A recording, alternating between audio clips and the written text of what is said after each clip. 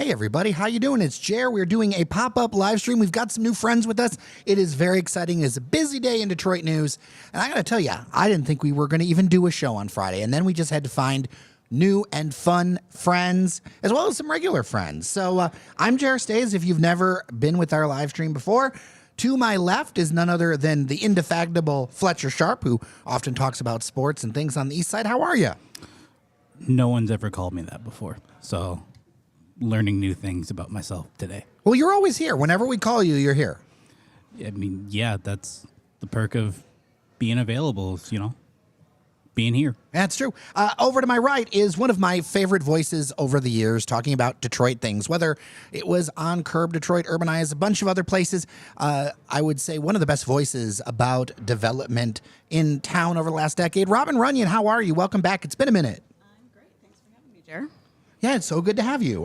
We're going to be having a quick pop-up show. This will be also in your podcast feeds. And this is going to be about a couple of development stories, including news that we broke first on Daily Detroit. And I will say, friends, that both Cranes and Free Press gave us first report credit, which I really appreciate. So you could use the big breaking thing, that Cranes likes to use all the time. I could have. I didn't do breaking. Okay. I could have done breaking, and I didn't do it this time. So rarely do I get a chance to. But so there's that. We're going to be talking about, so basically a shrinking failed jail site, shrinking life sciences project over at I-375 Gratiot. We're going to be talking about ongoing talks around putting a cap on I-75 in downtown Detroit, and then lots and lots of Tigers talk, because it is a great day in the Motor City. Let's savor this victory, friends, right? Like, no matter what happens next, I'm excited. We beat Cleveland in front of their fans, the few who showed up yesterday. So that was awesome. Right. We won. At the end of the day, we won, right? Yeah, I mean, they came through. The bats lit up, and, they get to, I think it was one of the pitchers as he left the dugout, looked up at the fans and started waving goodbye. And, you always want to see that on someone else's field, never when it's your own fans. 100%. So, if you are joining us, what we do is queue up the episode, record that audio portion that we're going to be putting out. It's always good to chat with folks that pop up. I don't know how many people show up considering we gave no warning, but that's kind of the fun of doing all this. Just so people know, we have not thrown Norris Howard out. He was indisposed. And Devin O'Reilly's on paternity leave, which is very exciting. That's fun. Congrats. Yeah. Congrats. Yeah. So, all right, we'll get into recording the main show. And as always, if you've got questions, throw them in the chat. We will spend a little bit of time afterward answering them. This is not going to be a long stream this time. We're all fitting this in kind of in lunch. But if you've got some questions, we'll be sure to try to fit them all in. So if you are annoyed that I reintroduce everybody, that's why. All right, we are recording. And in 5, 4, 3, 2, 1. Hello, everyone, and welcome to your Daily Detroit. It is a beautiful Friday, October 3rd, 2025. I am Jer Stays, coming to you from Tech Town, where we are sharing what to know and where to go. And today's Friday panel is a little different than what you're used to seeing, but we've got a little bit of a different story lineup. First, let's talk about the people to my left, especially because we're obviously going to be talking about the Detroit Tigers. In fact, both these guests are great to talk about the Detroit Tigers. To my left, none other than Fletcher Sharp. How are you, sir? It's a nice warm day. I'm all good for a nice warm day, so happy there. 100%. And then over to my right, Robin Runyon, one of my favorite voices around development and various topics over the years in Detroit, written for Curb, Urbanize, a bunch of other places, a talented communicator, if you will. So, Robin, so good to see you. So good to see you. Thank you for having me, Jer. Of course. It's been too long. It's been a while, yeah. Yeah. I figured that I wanted to give you a ring because this is right in the nexus of your world, of things that you're interested in, especially, we'll all chat on our members-only Patreon Discord. If you haven't joined us, patreon.com/Daily Detroit. Get in on the action. Before we get into anything, though, I got to say, not only is the Belle Isle alligator caught, he has a name, or she? Fafnir. That's not a good name. I thought Fafnir, gender doesn't matter, but I thought Fafnir was a male dragon as opposed to a female dragon. I'm not sure. I don't remember what the gender of the alligator was. I feel bad. Well, I'm just happy that I know I play softball in Belle Isle, and a few of my teammates were like, "We should go catch it." It's like, do you not want to play softball anymore? Like, those things have really sharp teeth, and like it's only 2 to 3 feet. I was like, okay, you don't lose your arm, you lose fingers. Like, do you really want to do that? And they're like, it'll be fun. I'm like, that's not the team bonding I want. We can bond. Let's go to the bar and like eat pizza. Let's not go chase a gator and maybe a boa constrictor through parts of Belle Isle. It's not fun for me. So, To be clear, apparently the DNR says there was no boa constrictor. I'm on team don't lose fingers. Yeah, I would not be out there looking for it, but I could imagine if it was still out there, there would be hordes of people, search parties out there this weekend in the nice weather looking for it. Yeah, apparently some sort of wildlife expert got a hold of it, and now it lives in Westland. that's No not Belle Isle. comment. That is not Belle Isle. So. That is not Belle Isle. And apparently you can visit it like once a month. They have like a serpentarium, according to the Detroit Free Press. I don't think I'll be going to Westland for that. No. Well, we have got a lot to get into. I'll make a quick note that the state of Michigan has passed a budget. I have not had enough time to dive into it. It's only been a few hours old as we're recording this. There's always a lot to kind of paw through. So it'll be interesting to dig into that next week. Just wanted to mention to people, we haven't forgotten. It's not like it's off our radar, but it's big. And it went through very quickly in this tradition of, oh, we're going to pass things and not read them great. So let's jump into some development news. Something that was broken on Daily Detroit, a story that I've been working on for a while, was about the shrinking plans for the Gratiot Life Sciences project right there at the Fail Jail site, I-375 in Gratiot. This is something that over the years, there have been a number of proposals and renderings. Now, years ago was a fail jail. I remember talking to you at some point about the fail jail when it was still up and failing. Yeah, and I feel like this is one of those sites. I feel like recently there was a conversation about some sort of maybe business or something that the place was cursed or whatever, that location was cursed. I almost feel like this location might just be cursed because there have been so many ideas that have come about in the past 10 years, starting with the soccer stadium. And to see it, take shape in the form of a 2-story building, that's super disappointing. Come on. It looks like it could sit off a 14-mile road, Fletcher Sharp. Yeah, I mean, to her point, I do think it might just, I don't know, I'm not like supernatural type person, but the amount of things that have been slated to go there and then all of a sudden just not, it's not great. But I guess we'll be able to call it something besides just the fail jail site. I feel like that's probably much better names than just that. So. Well, I will say this is a very small corner of this thing. It's like even like half a block or something like that. The project was scaled from 5 stories and 211,000 square feet to under 90,000 square feet, 2 stories, only one of which is spoken for. For me, and I reported the Straight News and Daily Detroit, and I added this commentary. In the heart of downtown, that is the one place in the city I want to be sure we see density. I feel like building a 2-story building is a waste of space. Yeah, for sure. And this news sucks. And one of the things is that when this was announced, it was exciting because we see the MSU research building going up, really close to here. And it's like, oh, there's these places that are investing here in eds and meds, and that's great. That's really a good thing that we need. And now it's like, well, maybe they're not doing this so much anymore, and we could really use those jobs. We could definitely use those jobs. Now, I know that that one BAMF, BAMF Health thing is going to happen. They say it's like 90 jobs or something like that. But I think that there was a lot of this project that was speculative. I don't think everything was locked in, because it just keeps scaling down. People were so excited for a while of the idea of a soccer stadium when there was thoughts that Major League Soccer would come to town. What I wonder to the both of you, is it not that this site is cursed, but maybe is this site not as good as people assume it is, being at this corner? I mean, I think yes and no. I mean, I think getting anywhere downtown, especially as downtown is going through its quote-unquote rebirth, where they're trying to get more stuff down there, I think having anywhere down there is great. But I do think that maybe some people get there and realize maybe this isn't as good as I thought. We need to scale back a bit more.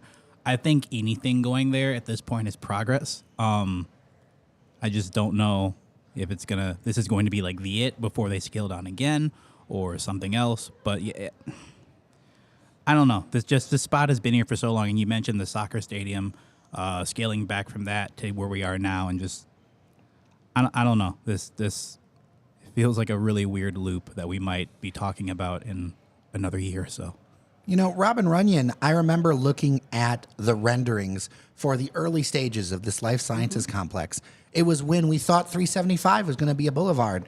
The views were amazing. I was so hyped. Like, holy crap, this is a big vision. Maybe they'll get like half of it, and that'll be awesome. And this is, I mean, that vision was something that fits a top 5 major city.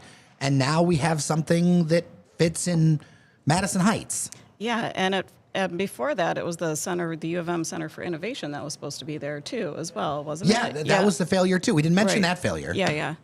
It's funny. So last weekend, like last Friday night, my guy and I, we walked around Easter Market for a while, just looking at the murals and whatever. And we drove down Gratiot, into downtown. And I was like, oh, the Exchange. I was pointing them out to him. He's like, the Exchange, that's a new building. And Hudson's, that's a new building. It's really exciting. And like the land is right there. You have these things going up, but like everything takes so long in Detroit and changes so much. It's very frustrating. And I know we're going to talk about, caps over 75, and there's a lot of things that just get talked about to death, and it's just get something going on the site. And I was also thinking last night, like, because it's Bedrock that owns this property now. Bedrock of today is not the Bedrock of 10 years ago. No. At all. They were buying up so many properties and doing really great things with these properties. And it's just, now we have to take their plans kind of with a little bit of hesitation. I think with the Monroe blocks, just scaled back, the original plans for those just never really came to fruition. I know there's stuff happening now, but a lot of their plans in the past 5 or so years just really haven't done what they wanted to do. So, this is just disappointing news. For me, it feels like going back to that era of Detroit where it was like skipper's rule. Don't believe it till you see a shovel in the ground, right? Yeah, and sure. we used to get away from that. I can't help but think about, were you at the announcement for the U of M District of Innovation, the announcement that was over like on the west side of downtown with Stephen Ross? And I don't always remember. I don't think I went to it. Okay. But you remember it happened, right? Oh, sure. I can't get out of my mind Stephen Ross. And look, I'm not saying he's like, the paragon of anything, right? I'm not. But what I am saying is his frustration slipped out in that thing, because he was like, Detroit is the place it takes the longest to do any of my projects. I clocked that right away and went, oh, we're in trouble, right? Like, we have got to, this next mayor, everybody, we got to start moving the ball on this stuff, because, and I know that there's a lot of things going through council right now around some changes around allowing accessory dwelling units. There's some stuff in that council process. If Detroit started experiencing the change that other cities do, I think the public's head would spin. I don't think they're ready for like what change when we're really growing and really turning up the gas looks like, Oh, for sure. I mean, we see apartment buildings go up, once in a while, but just to see, we've had one skyscraper really, we've had other, taller buildings in the past few years, but yeah, if they could see what has gone on in other cities, it would be wild here. Well, I'll say something possibly bold, might get me in trouble, but some listeners have gotten on me for not talking enough about some of the developments in Royal Oak, because if you look at downtown Royal Oak, as far as 5-story buildings, stuff that's got a little bit more mass, I know it's not perfect. I know some would argue it's not the best urbanism, but there are streets, that main street in Royal Oak, you can look down it and now be like, why is that not in the city of Detroit? It's ridiculous, right? It's ridiculous these things can't get built. I mean, and to their credit, Main Street in Royal Oak is like really busy. You can go down there and almost any day of the week, Thursday, midday, Wednesday, end of night, and like there's always something happening. There's a bunch of people everywhere, and just, why can't that be down here? And I think it's because things progress a lot slower here than they do out there. we've got to really seriously look at that. And I think the next mayor needs to look at that. And I think the state needs to look at that. Just want to say R.I.P. Main Art Theater in Royal Oak. That, okay, I will fully agree that. I will fully agree there. I really wish, come on, there could have been a way to keep the theater or do something that honored it, because that was such a cool cultural art space, you know? It was. Yeah. Many years. People didn't know there was, so that, how many years was that thing around, Robin? I don't know, because I only moved here in 2014. Okay. So, yeah, long before that.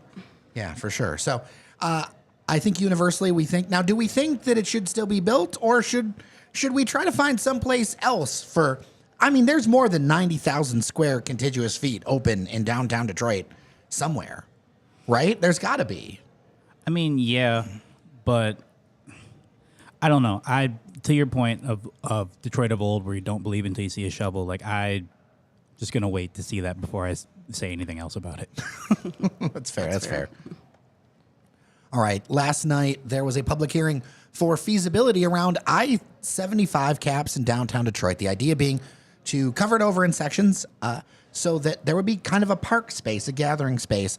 A lot of people have complained about how I-75 is very noisy and dusty, and it really does break up downtown Detroit. Back in the day, it was Verner Avenue. Before that, known as High Street. The plan would be, I believe, 3 caps, a west cap, a central cap, and an east cap. This is an interesting project in the wake of the death of 375. And they're not necessarily connected, but there's this weird feeling that I have that I feel like this has momentum than more momentum than 375 did, especially because this project is being run by being put together by the Downtown Detroit Partnership and managed by it. That is almost a signal like, hey, the big players in this town really want this thing to go. I think it would be great because there's definitely a gap between, it's a physical gap. It's not that far, but it would make a huge difference to just have places where people can hang out, between LCA, Midtown Cass Corridor, and downtown. It would be awesome to see people like hanging out, sitting, in park-like places and just having another place to go downtown other than just, throughways. Yeah.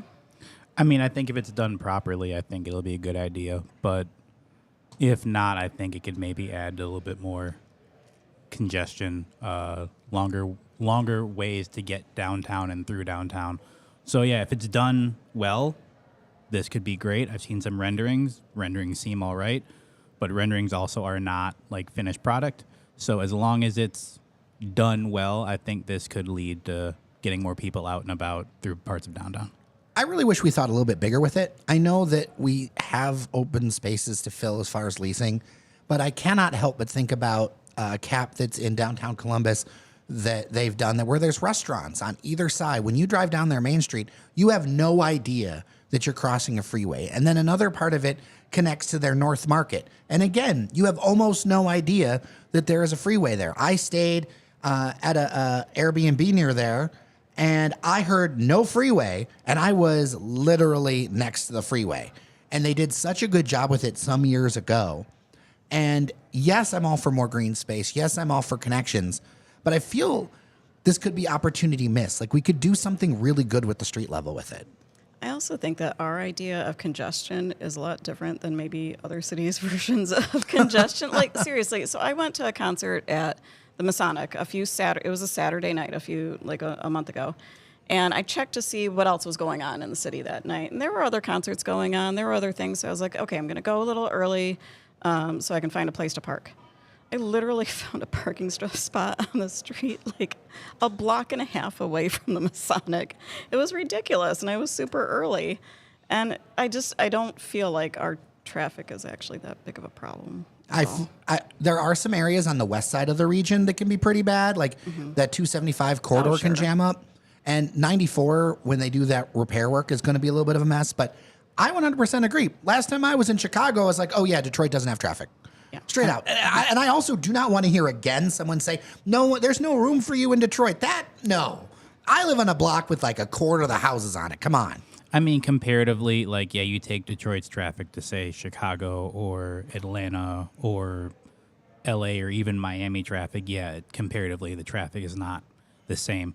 But for me, I just don't like sitting in my car for longer than I have to. So, like, literally any if I look at Waze and it's like, oh, there's a bit of slowdown, then I'm just like, oh. This is why we should have more transit, my friend. I mean, I'm with you. I'm someone who's like, can I scooter there?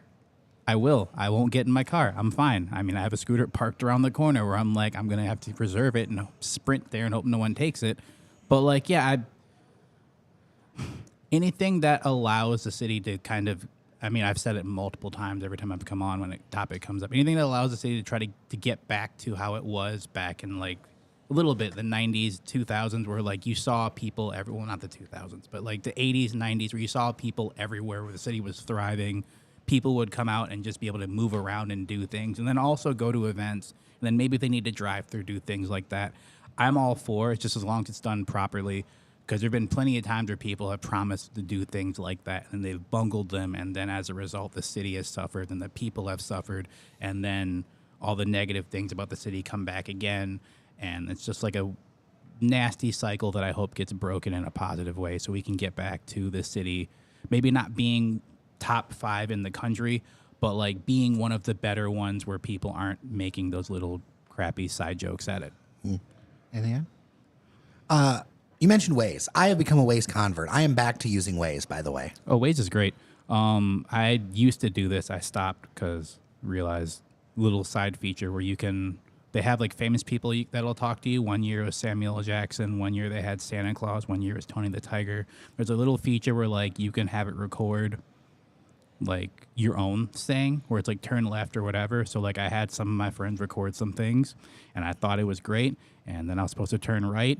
And I won't repeat what they said, but it was not turn right. And I was like, oh, yeah, I got to turn this off. Like, this is not. And my dad got in the car, and I was like, yeah, we'll just, you tell me where to go. I'm not going to put the audio through the speaker because you can't hear that. I have a admission. I use the dog voice. I mean, that's fine. I use just a regular one at this point because I also like hearing, it's just a small thing for me. I like hearing them pronounce some of the street names because it's almost always not the way that we colloquially pronounce it. It's like the first, if someone's not from the city and they see a street and they say it that way, it's almost always the wrong way. And it just makes me feel happy. Or I'll go to the Australian voice and just listen to them say things because, why not? Before we talk about the Tigers really quick, a couple things. First off, feedback as always, dailydetroit@gmail.com or leave a voicemail, 313-789-3211. Before we get into the Tigers, Fletcher, you wanted to tell people about something happened this weekend. Yeah, the Hamtramck Arts Festival is happening, and you should just go. It's going to be fun. There's music, there's crafts. You should be there to do that starting tomorrow. You mean, could I buy a ramekin made by Hamtramckans? Yes. I hope so. Yes. I'm going to go look for one. I don't want to be quoted on that, but maybe you could do that. But yeah, I know a few bands playing, and I don't really co-sign music very often, but if you can get there to listen to them, like you would make yourself a better person at the end of it. Nice. All right, let's talk Tigers. I am so excited they moved on. We're going to be facing the Seattle Mariners. Let's, I think, look back at the series a little bit and then look forward. We almost did not make it out of here, friends. That was close. I mean, we almost didn't make it out of the season.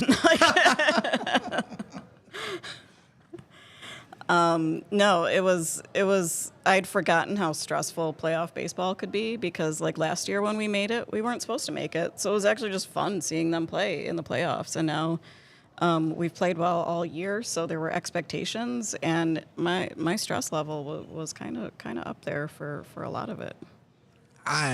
They finally found a few bats. You talked about that. What they need is the bats. Yeah, we said in the preview episode is we expected them to kind of win game one. I didn't expect Scooble to like throw fireballs like that, but I expected him to have a good game, and he had an amazing one. Kind of expect him to lose game two because just this team cannot string together wins.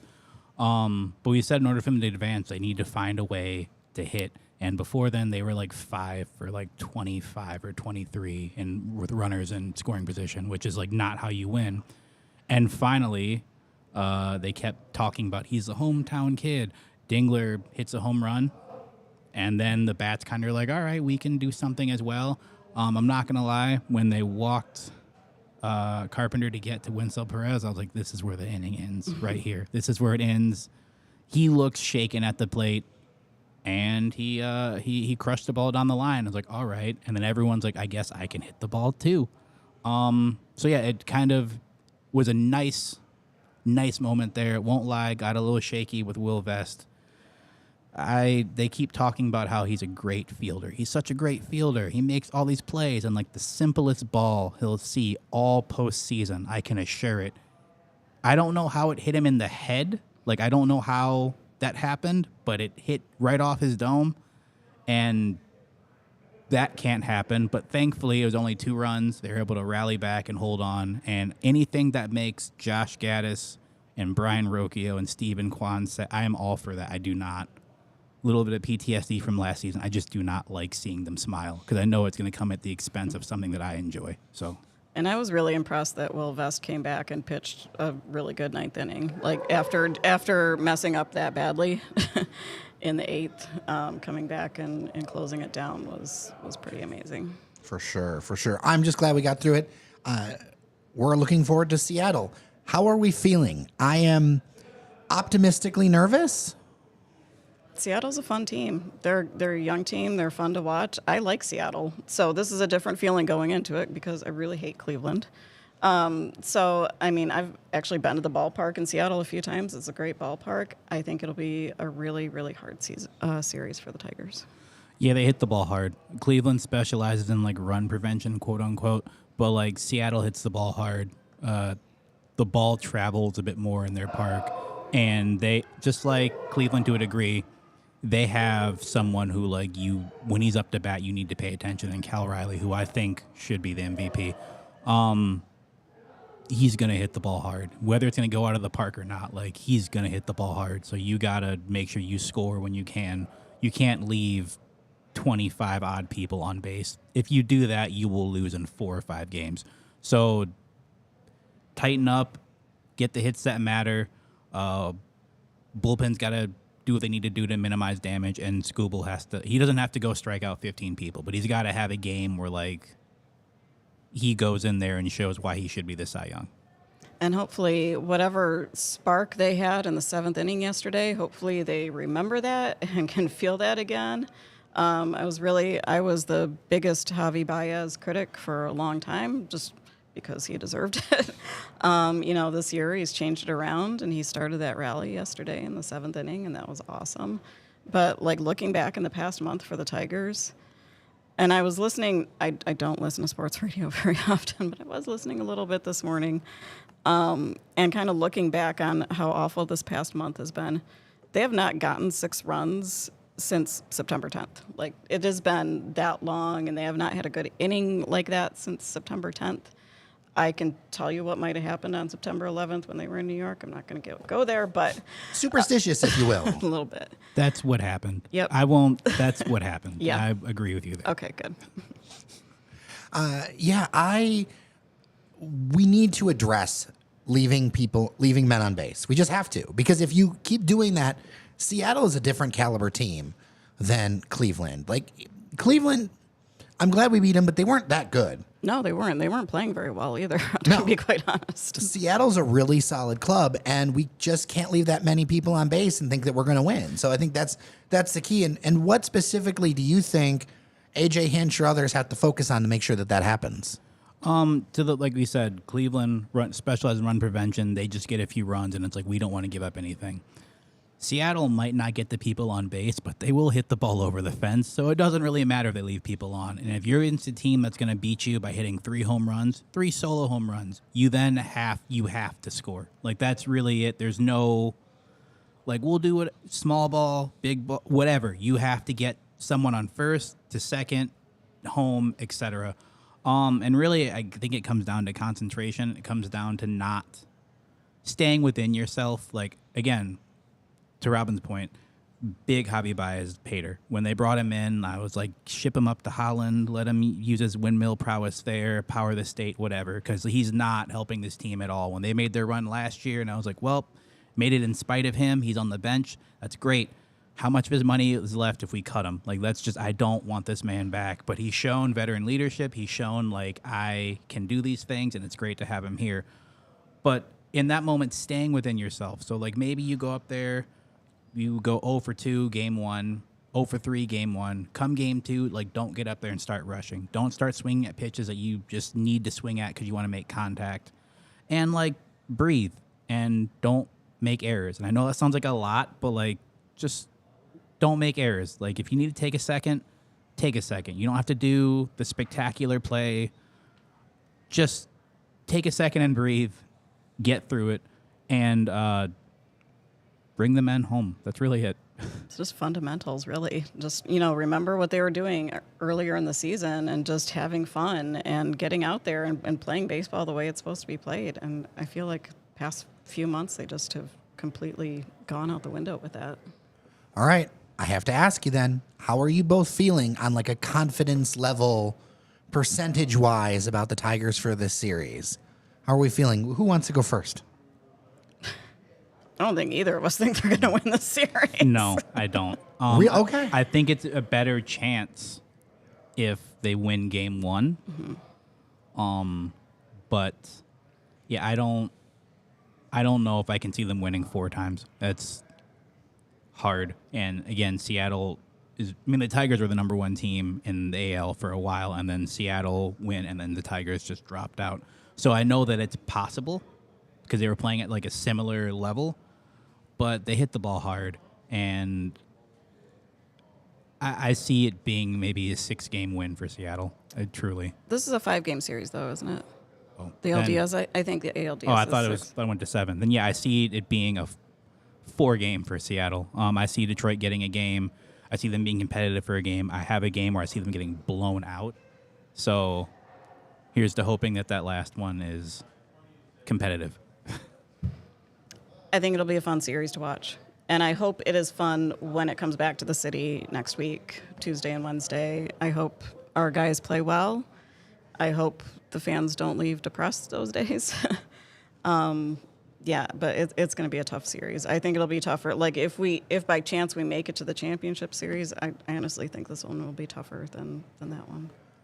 I'm going to have some hope here, and I'm going to tie on to the idea that we're able to find some runs. When a squad busts through, when they make a breakthrough, sometimes it sticks. So I'm going to be a voice of hope here. And I think they can do this. I think it's going to be real tough. My logic hears both of what you're saying. My heart has to be there, right? It has to be there as a longtime Tigers fan. Sure, absolutely. I would love it if they won. I also know that they traditionally don't have a great time on the West Coast. They don't have a lot of good luck out there. But yeah, I mean, obviously I want them to win. Yeah. All right. I think it would be, I don't think anyone here wants them to lose. It's just thinking logically, it's a lot of things have to happen that have not happened. Then again, Wencel Perez was like 0 for 8 at the time where he had his hit for the whole series. So like it was looking like he was probably going to go 0 for. So things can happen. And the fact, like I said, the preview episode, the Tigers have a chance to win the championship because they're in the playoffs. Like just by that logic alone, their chances are better now. Their chances are better. They're a round up. There's less teams left, so percentages go up. Maybe it's not 0.0007. Maybe it's like 0.009. Like it's a bit better, but maybe it's not, the full. They're not at like a full number yet. But the fact is, they have a chance to win. They have a chance to win the series. Seattle's a good team. If they play well, they play the way they played those last 3 innings, save for the Will Vest doing bad Will Vest things, giving us shades of old bad Todd Jones. They could win the series. If they go in there and they play like they did in Game 2, might not win the series. I will predict that the Tigers will surprise us all and prove me wrong. That's what I'm going to predict. Can't do it. Okay. I can't do it. I can't do it. Fletcher Sharp continues his reputation as the grumpy cat of Daily Detroit. I will say this. The last 2 times I didn't pick the Detroit team, they came back and won, and then people found me on threads and said very not nice things to me. So, maybe that can happen a 3rd time. Keep it going. You're like a reverse voodoo doll. They're like, yeah, you said the Lions wouldn't beat the Ravens. Well, guess, and I'm like, all right, you got me. They're like, yeah, you said they wouldn't win this game. I was like, you got me. All right, I did say those things. I also said how they could win. And they're like, we don't care. So, maybe I'll pick and just, tongue-in-cheek hope that I'm wrong again. Well, as always, feedback 313-789-3211 or dailydetroit@gmail.com. Thank you so much, both of you. So glad to have you at the studio at Techtown. Robin Runyon. Thank you. And I will say that Dylan Dingler is my tiger this year because his walk-up song is Edge of 17. And I love hearing it in stadium. Fletcher Sharp. Yeah, of course. Thanks for having me. I don't have a tiger this year. I just like the team. I don't have unless they bring back Miguel Cabrera reincarnated, I think I'm just going to like the team equally. The hologram? Do you want a hologram out there? I don't think holograms can play, but if they can, yes. You could also then dial in whatever year you want if it's a hologram. Yeah, I would dial in, Triple Crown year for sure. All right. With that, I am Jer Stays. Thank you so much to our members on Patreon, patreon.com/dailydetroit. Remember that you are somebody, and we'll talk next week. All right, everybody. Thank you for folks. By the way, if you're on the live stream, Fletcher, can you hand me that? The sticker proof. There's something fun coming if you become a member, and you will retroactively get these. It's our new sticker sheet designed by producer Adam. These are absolutely wonderful. I'm so excited with the streetcar is my personal favorite. I also love the appearance of Fezzi and the headphones. I am very much into all these things. So this is something as a benefit for our Patreon members, which this should be coming together very soon. The proofs are coming in, and very excited. Custom art for Daily Detroit. Maybe even we'll wrap it around some things, make a poster or something. Nice. So, all right. Well, I'll look in the chat really quick. We have a short schedule because we've got to get going to some things. Mr. Duckett, it is always good to see you. Makes mention that Minnock Park ended up being bigger than the failed jail. Try to remember Minnock Park. No, I do not. Okay. I'll make a note to circle back to that one. Minnock Park.